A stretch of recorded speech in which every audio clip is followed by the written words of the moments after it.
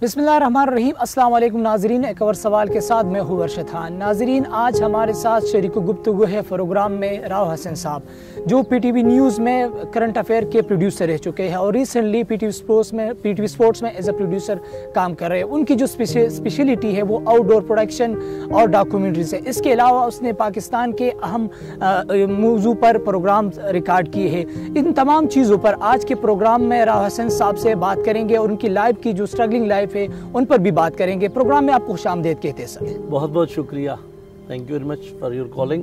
अच्छा सर, सबसे पहले मैं जो फंडामेंटल सवाल है जिस तरह आम इंटरव्यूज़ में पूछा जाता है, मैं वही सवाल करूंगा कि पीटीवी की तरफ कैसे आना पड़ा, किस तरीके से आपने सहाफ़त में कदम रखा, ये जर्नी क्या रही, ज़रा इसके बारे में हमारे नाज़रीन को बता दें। Thank you Arshad. मैंने 99 में ग्रेजुएशन किया मुल्तान यूनिवर्सिटी से। उस वक्त हमारे रीजन में इतनी नो हाउ नहीं थी टेलीविज़न की या जर्नलिज्म की। मैं इंस्पायर था डॉक्टर शीरी मज़ारी से। उनको टीवी पे जब देखता, प्रोग्राम होता तो बड़ा खुशी होती कि यार शी इज़ वेरी गुड। इतनी एजुकेशन नहीं थी उस वक्त, बैकवर्ड एरिया था हमारा। तो मुझे इस्लामाबाद आने का मौका मिला ग्रेजुएशन के बाद। उन दिनों टीवी में कुछ सीट्स क्रिएट हुई थी एसोसिएट प्रोड्यूसर की, तो मैंने अप्लाई किया, इनकी कॉल आ गई, इंटरव्यू हुआ। इंटरव्यू में काफ़ी बड़े बड़े नाम थे, उन्होंने कई सवालात पूछे। उन्होंने कहा जी आप क्या करना चाहते हैं। मैंने कहा जी ऑनेस्टली फ़िलहाल तो मैं किसी को देख के आया हूँ। उन्हें कौन, मैंने डॉक्टर शीरी मज़ारी का बताया कि मैं उनसे इंस्पायर हूँ और बिल्कुल ब्लैंक माइंड है, लेकिन जो आप इस पे राइट कर देंगे, जिस रूट पे लगा देंगे, इंशाल्लाह आपको मायूस नहीं करेंगे। वहाँ से मेरी जर्नी स्टार्ट हुई। सर, अगर आमतौर पर देखा जाए तो ज़्यादातर लोग कैमरे के सामने ही काम करना पसंद करते हैं। आपने बजाय उसके कैमरे के पीछे ही काम करना पसंद किया और उनका इंतखाब किया, तो इसके कोई ख़ास वजह थी? नहीं, ऐसा जिसकी कोई ख़ास वजह नहीं। हम टीवी पे देखा करते थे, कोई भी ड्रामा चलता है या कोई भी प्रोग्राम जब ख़त्म होता है तो उसके नीचे लिखा आता था प्रोड्यूसर या पेशकश। तो देखते थे ये प्रोड्यूसर कौन होता है, क्या होता है। तो उसको स्टडी किया, पता लगा कि he is the captain of the ship. वो सारे प्रोग्राम को कंपाइल करता है, बनाता है, एडिट करवाता है, मतलब वो कैप्टन है, उसने हर चीज़ करनी है, उसके हाथ में फुल ग्रिप। तो थॉट इज कि प्रोड्यूसर बनना जाए ताकि ऑन कैमरा जो लोग आते हैं उनको भी प्रोड्यूसर ही हैंडल करता है कि that's mean producer is each and everything. ठीक है सर, कि जो लोग प्रोडक्शन साइड में आना चाहते हैं, प्रोड्यूसर बनना चाहते हैं, तो क्या इसके लिए जर्नलिज्म करना लाजिमी है? जिस तरह आजकल हम देखते हैं ज़्यादातर लोग पीटीवी में या और जो मीडिया है, इंडस्ट्रीज है, उसमें काम करते हैं लेकिन उनने जर्नलिज्म नहीं। तो क्या इनके लिए जर्नलिज्म करना ये मस्ट है या इसके बगैर भी एक इंसान, एक स्टूडेंट प्रोड्यूसर बन सकता है? देखिए, इसका तो सिंपल सा जवाब ये है कि एक ड्राइवर विदाउट लाइसेंस गाड़ी चलाता है, एक लाइसेंस के साथ चलाता है। ठीक है सर, चला दोनों लेते हैं। बिल्कुल सर। ये कि जर्नलिज्म में जो मास्टर्स करके आते हैं वो मीडिया की चीज़ों को, मीडिया की टर्म एंड कंडीशंस को आसानी समझ सकते हैं, हैंडल कर सकते हैं। बहुत से हमारे कलीग हैं जिन्होंने मास्टर्स किया है दूसरे सब्जेक्ट्स में, बिल्कुल सर, कर वो भी लेते हैं, लेकिन वही कि लाइसेंस एंड विदाउट लाइसेंस वाली बात है, ड्राइवर दोनों है। ठीक है सर, गुड। सर, थोड़ा सा एक मीडिया की जो डार्क साइड है उसके बारे में भी हम अपने नाजरीन को बताएंगे। जो बहुत सारे लोगों के जहनों में ये सवाल बढ़ता है कि मीडिया में ये अब्यूजिंग का जो इशू है वो ज़्यादातर चल रहा है, लेकिन माशरा और जो लोग मीडिया में काम नहीं करते वो इनसे बेखबर रहते हैं।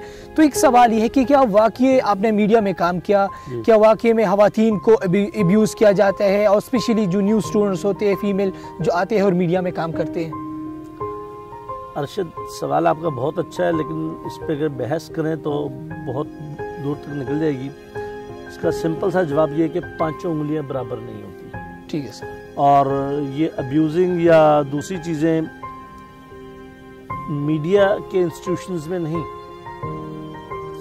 टीचिंग में भी है, बैंकिंग में भी है, व्हाटएवर, हर डिपार्टमेंट में तकरीबन पाई जाती हैं।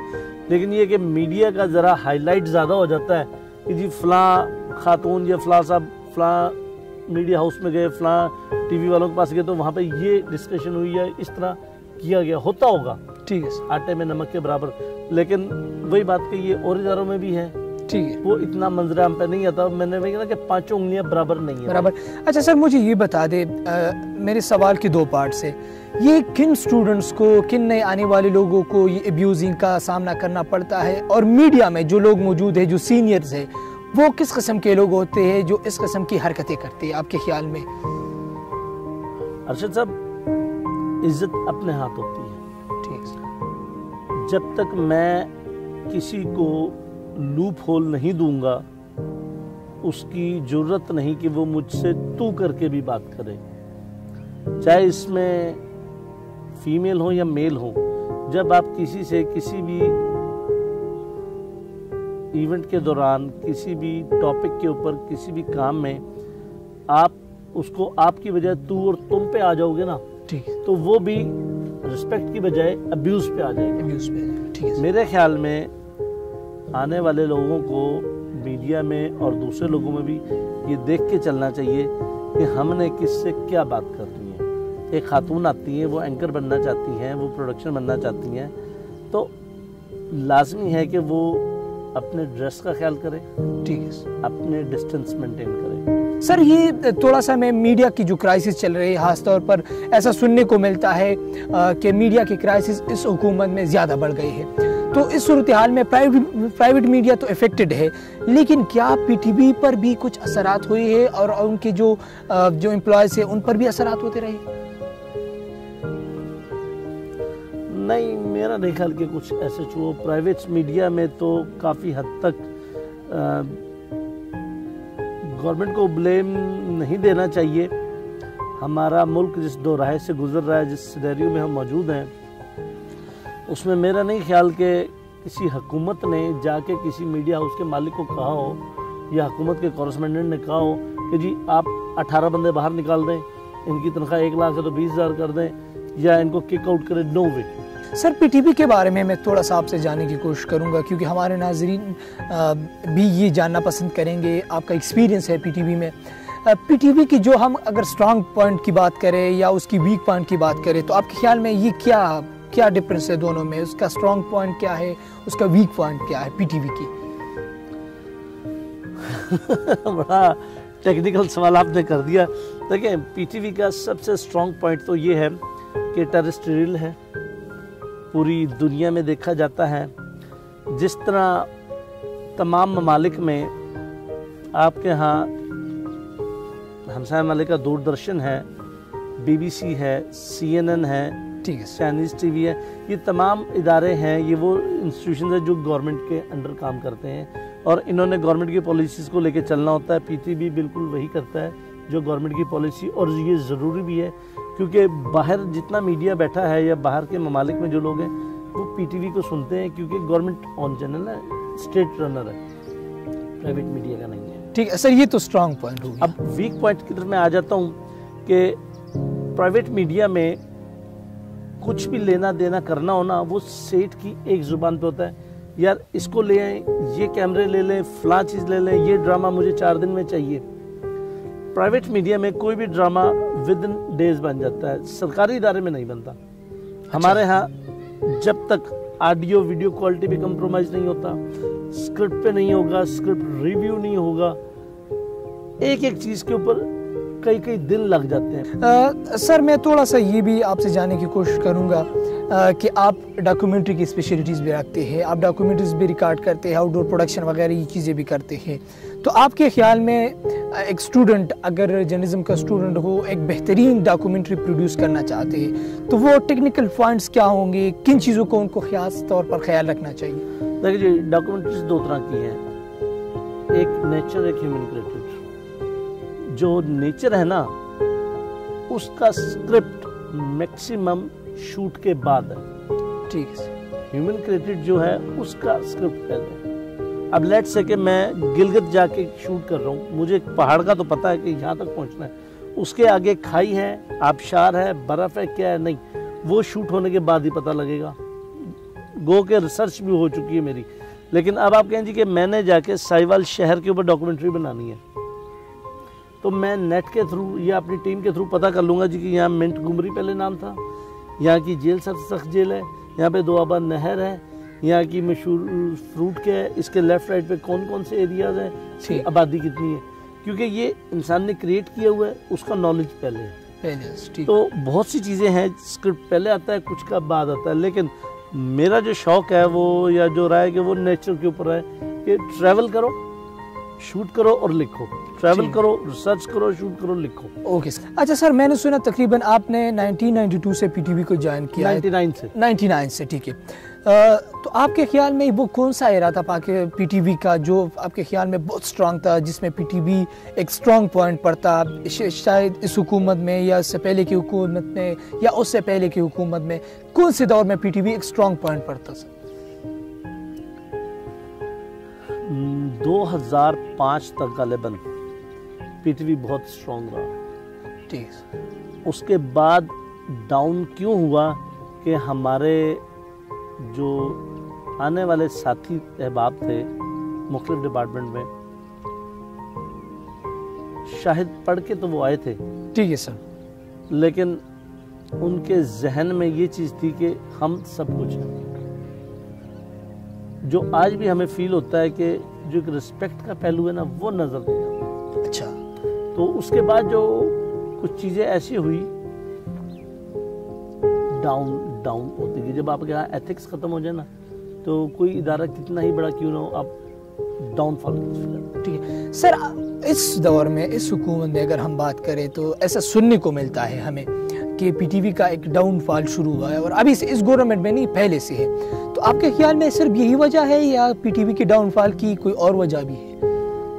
नहीं, जो मैंने रीज़न बताई वो सबसे मेन रीज़न है। बाकी हमारे यहाँ कुछ अहबाब ऐसे निकले जिन्होंने टीवी के मटेरियल को बाहर बेचना शुरू कर दिया। अच्छा। जिसकी वजह से टीवी का एसेट्स ज़ाया हुआ। 2014 से तकरीबन कुछ ऐसे लोग थे जो माहाना 15-15 लाख रुपए तनख्वाह पे थे, बड़े ह्यूज पैकेज। अच्छा। मैं बता रहा हूँ, लेकिन उनका जो आउटपुट था वो ज़ीरो था। इन्होंने आते ही ऐसे डिसीजंस किए, लोगों में खुशी की लहर दौड़ गई। अच्छा सर, प्रोग्राम के अख्तिताम में मैं एक सवाल आपसे पूछना चाहूँगा, जो जर्नलिज्म के जो स्टूडेंट्स हैं उनके लिए बहुत इम्पोर्टेंट है, और ख़ास तौर पर इस दौर में मैं फिर कहूँगा कि इस एरा की मैं बात करूँगा, या ख़ास तौर पर इस गवर्नमेंट की मैं बात करूँगा कि जो जर्नलिज्म के स्टूडेंट हैं, ख़ास तौर पर वो एक मायूसी के शिकार है, मायूसी की लहर उसके अंदर दौड़ रही है जर्नलिज्म डिपार्टमेंट। क्योंकि मैं खुद एक जर्नलिज्म का स्टूडेंट हूँ, तो क्या उनको आप क्या सजेशन देना चाहेंगे कि उनको मीडिया की तरफ आना चाहिए, या वाकई में मीडिया में एक क्राइसिस मौजूद है हालात, और आपके ख्याल में क्या ये हालात बेहतर से बेहतर हो जाएंगे? मुझे एक चीज़ बताएं, पाकिस्तान में सालाना बेसिस पे सैकड़ों डॉक्टर प्रोड्यूस हो रहे हैं, ठीक है सर, क्या वो सेटिस्फाइड है? सैकड़ों बैंकर्स आ रहे हैं, सेटिस्फाइड है? हज़ारों टीचर्स बनते हैं, सेटिस्फाइड है? नो। देखें, इंसान जो है ना, वो किसी भी लेवल पे जाके मुतमईन नहीं होता। रही जर्नलिज्म वालों की बात, तो अगर वो जर्नलिज्म को जर्नलिज्म समझ के पढ़ते हैं और समझते हैं कि जर्नलिज्म कैसे करना चाहिए, तो ज़रूर वेलकम आए। देखें, आप किसी की ज़ातियात या उसकी कैबिनेट में मत घुसें। आपने प्रोग्राम करना है, प्रोग्राम करें, और जर्नलिज्म के एथिक्स का ख्याल रखिए, एथिक्स का ख्याल रखें। जो सवाल है वो तो जो नहीं देना होगा ना, आप मुझसे भी कोई ऐसा करेंगे तो मैं आपको बता दूंगा, सर सॉरी, इसके लिए एक्सक्यूज। जहाँ तक मैं बता सकता हूँ, ये बताना ज़रूरी नहीं है। ठीक है सर, बहुत शुक्रिया सर, प्रोग्राम में आपने हमें टाइम दिया, आपका बहुत शुक्रगुजार है हम। जी नाजरीन, सर ने बड़ी ज़बरदस्त बात कही कि जो क्राइसिस है वो हर इदारे में मौजूद है, और पाकिस्तान में हमेशा हर इदारे में मौजूद होते हैं ये क्राइसिस।